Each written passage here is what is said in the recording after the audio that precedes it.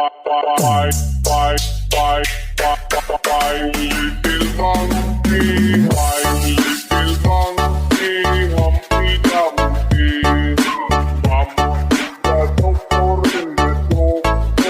nga eh.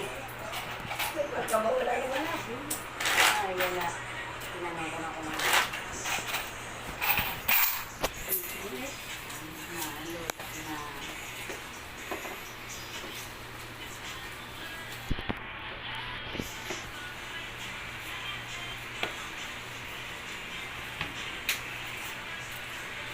Asan din magkakain ng dalisay? Hindi. Wala ko pala eh. Kasi hindi pa dami sa sakyan. Alis ko lang yung isang ano namin. Yung head.